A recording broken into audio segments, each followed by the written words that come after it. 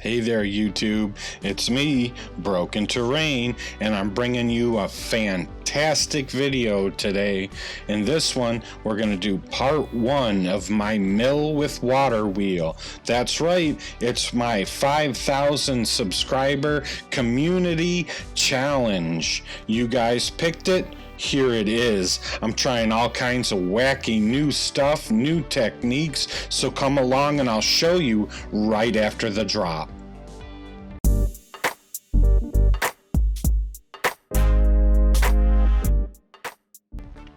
Once I realized that the mill with water wheel was in fact going to be the winner of the community poll, my mind started right away to just go through some ideas and kind of come up with a game plan. My wife had this tiny little desktop fountain that kind of bubbles water from the top, cascades it over some stones, and then the water collects to do it all over again. And I thought, holy cow, that's what I want to do. I want this to be a legit fountain with the water making the wheel spin. Boy, oh boy, am I going to regret this. In fact, I regretted it immediately because the fountain I was going to take apart and steal the pieces from, I couldn't figure out how the hell to even get it apart. So I threw it out, that idea out. I didn't throw the fountain out, and I decided I could order a pump on Amazon. But I didn't want that to delay the project, so I got right to work making the actual mill itself. You'll see me using these templates here. This is brand new to me. I kickstarted a crafting book, and it came with a ton of these great templates.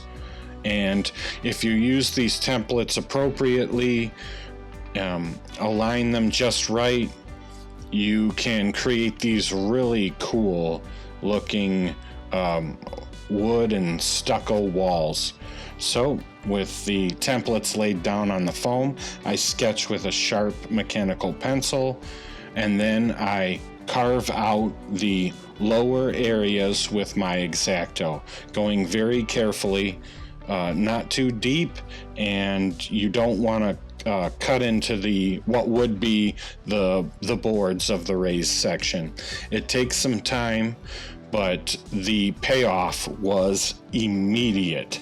These things look amazing, and I'll go back in and carve out the window holes all the way because I like to complicate everything, and I decided I wanted the windows to be see-through.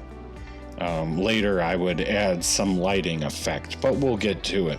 You can see here in this part of the video, the smaller sides don't have that edging board, and that's so I can notch the larger side and then put them together, and they go together seamlessly. It's fantastic. For each of the lowered areas that represent stucco, I'm going to go in and hit them with my tinfoil for texture. Some people do sand, and some actually put kind of a plaster type mix in there. Me personally, I find that to be a little over the top. I just do tinfoil, and that works well for me. Then you're going to go back over all of the boards with a pen and just give them that wonderful wood texture. Here you see the main part of the mill all hot glued together, and the windows are all cut out, and all of the boards have that wonderful texture. Oh man, it looks amazing. So quickly, these templates make this building frickin' amazing. Look at this. I'm in love with it. So despite all the trouble I've given myself with a actual working water pump, I'm still super excited. I did a little side part to the building with a door area. I'm gonna do a 2-section kind of roof here with the one story part coming off. This is the first time I've done a roof like this. The other two buildings, it was a very simple, not complex roof. So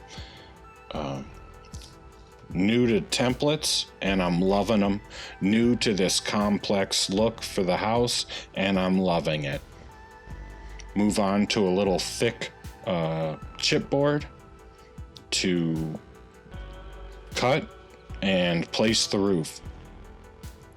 I don't get it right the first try, but afterwards I nail it.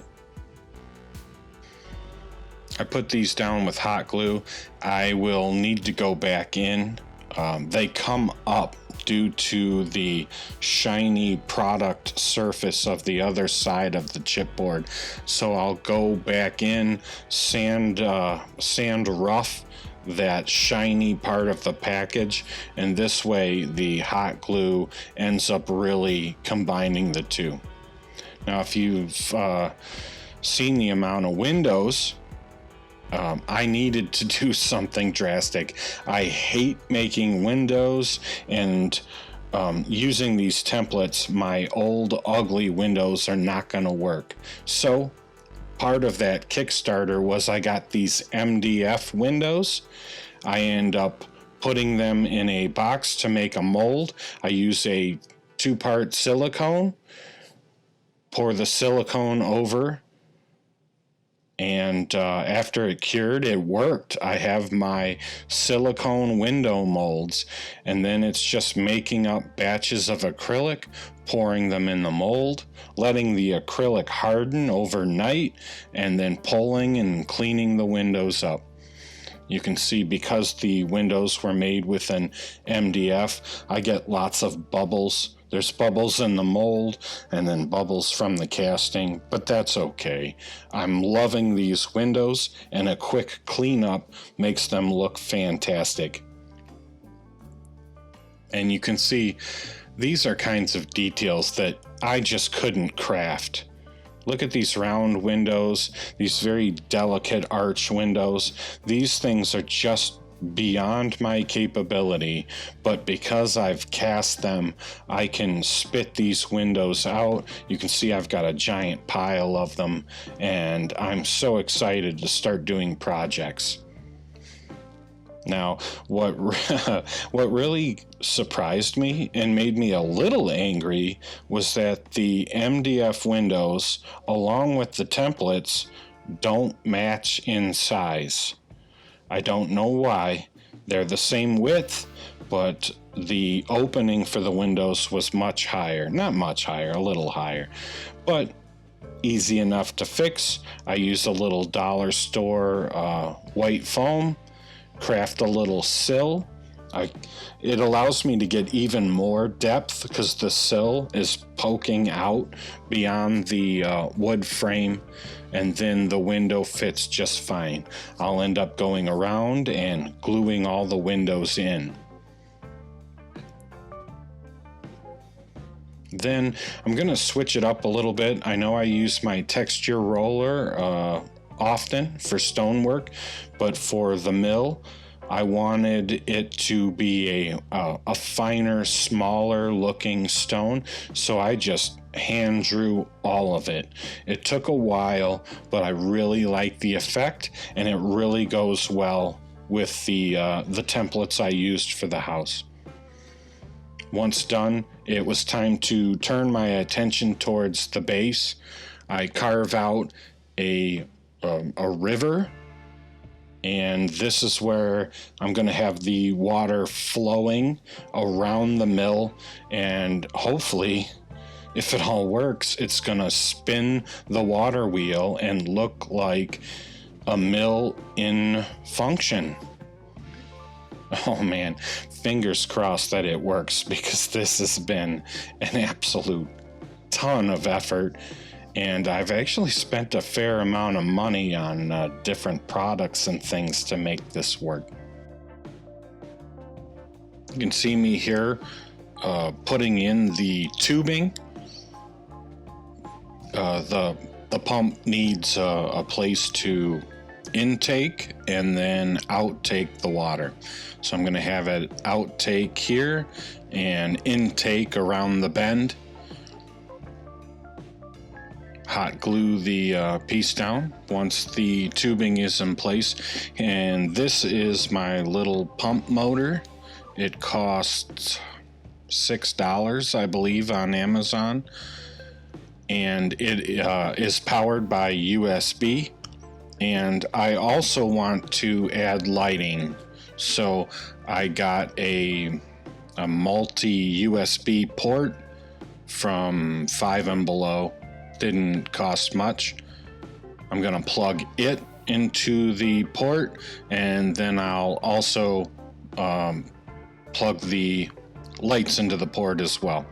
Here you can see I've got the channel all dug up. I had to put a little back because I ran my mouth on Instagram about a waterfall, and now I want to make good. I covered the windows with with plastic that I took a wire brush to and just dirtied up both sides to make them less see-through and diffuse the light. At this point, it was time to do a water wheel. I don't know if this is going to work or not. I'm fairly happy with the result. Hopefully, super glue resists water, because the wheel is going to be in water. We'll see. We'll see. Anyway, I glued some popsicle sticks together using a circle template. I use my trimmers to trim around, and then I just go back in and fill out the spaces with more popsicle sticks and trim them in the circle shape. And once I get both sides done, I do it again, and so I can get 2 circles.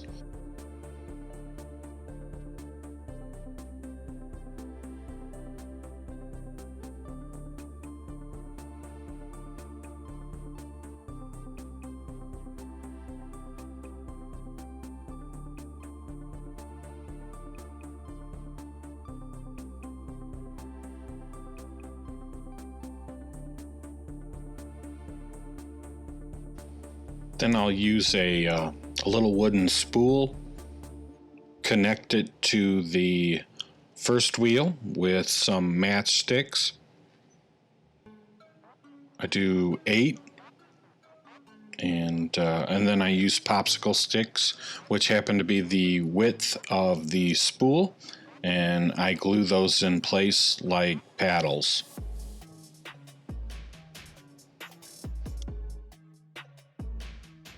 I start with 8 paddles.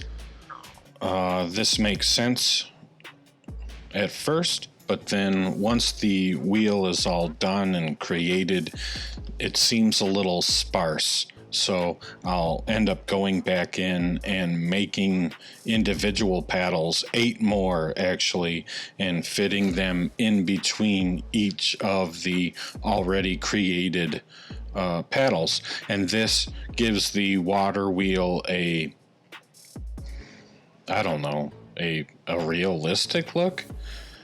I don't know if you'll call my water wheel realistic, but it improves the visual. It makes the water wheel look more correct, more like it would actually function.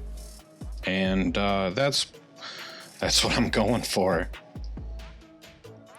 Next, I'll take a nail that fits in the hole of the spool there, and I will drill into an end of a doweling, or a piece of dowel, and glue it. And along with this washer there, this allows the water wheel to spin. It's not perfect. It's a little sloppy. It's not lined up 100%, but I'm hoping that with just a slow, steady stream of water from my tiny little pump, that things are going to work out and I'm gonna pull this off.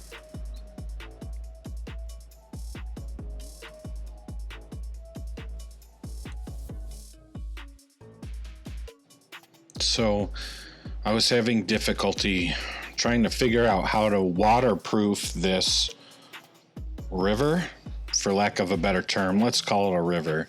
And I thought, like a pool liner, right? That makes sense. So I lay down some white Elmer's glue, and then I take some grocery bags and I drop them in.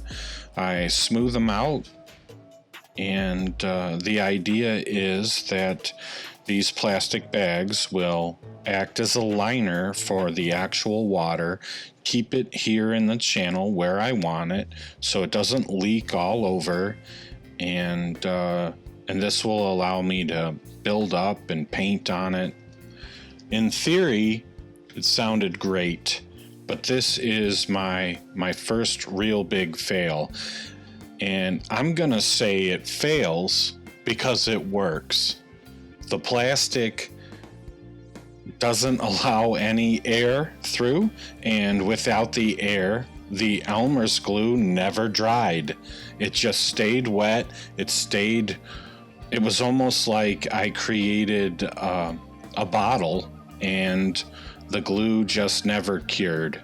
So I ended up ripping it all up, but don't worry, I do have another plan. But that's it. That's it for this part one. I've got everything set up.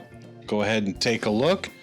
I hope you like it, and I hope this gets you all ready and pumped up for part two. Oh yeah, and those lights I got from Five and Below, they come with a little remote control. I think that's really cool. I gotta zap it through the top window there, but I can change color. I can have the lights flash. They can gently fade from different color to different color. I'm pretty happy with it. So that's all for part one. I hope this gets you excited for part two. I hope we don't have to do a third. We'll see. Anyway, as always, like each other, love each other, and craft on.